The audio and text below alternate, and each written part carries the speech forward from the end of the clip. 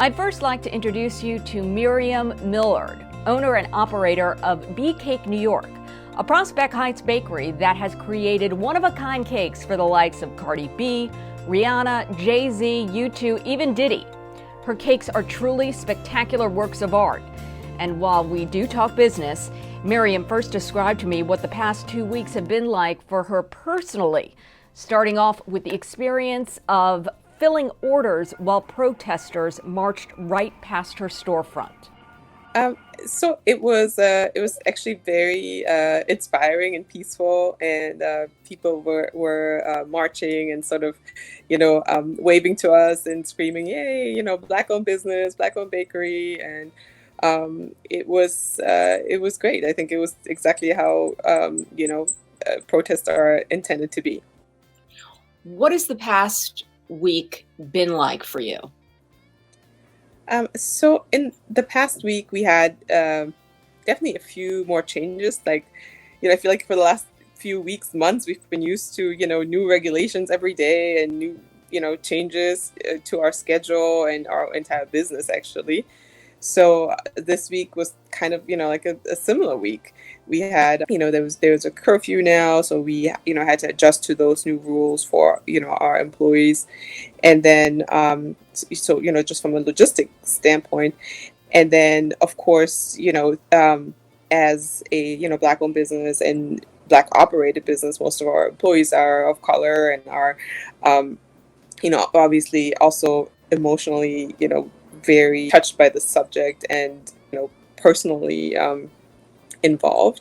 So it's definitely been sort of a roller coaster of, emotion and worry and, trying to find that balance of saying, okay, I'm, obviously all for these protests and all for this cause, but then do I have to worry about, the safety of my store and my employees at some point?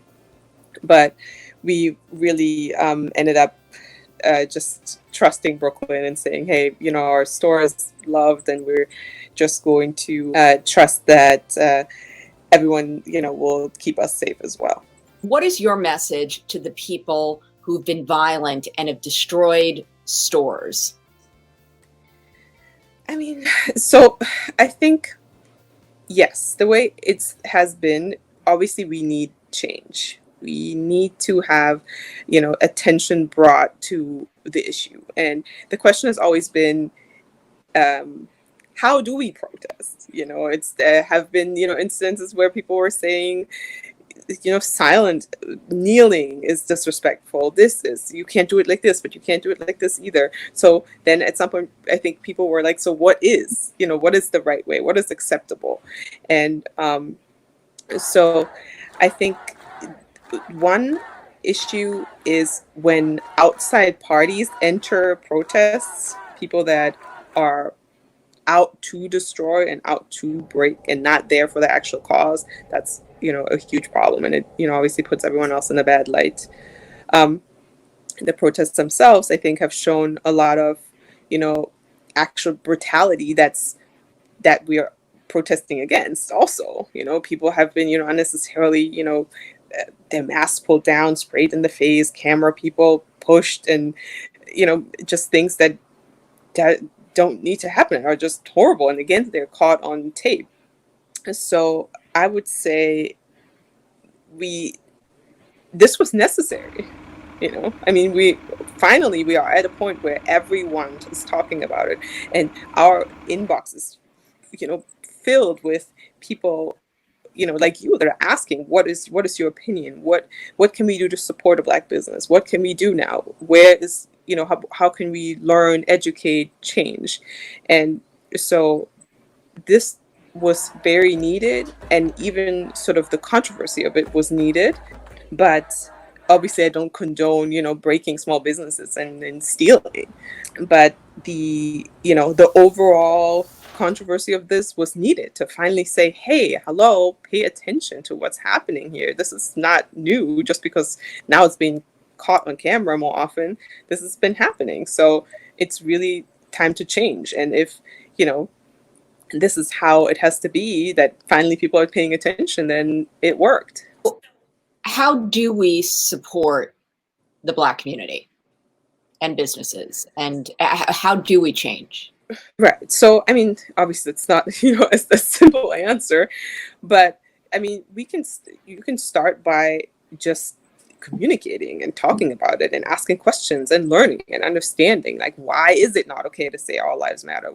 Although obviously all lives matter, but we need to figure out how to have that communication and get to the point where that is the reality, like until like all minority lives matter, until Black lives matter, it's all lives don't, so how do we get to that point?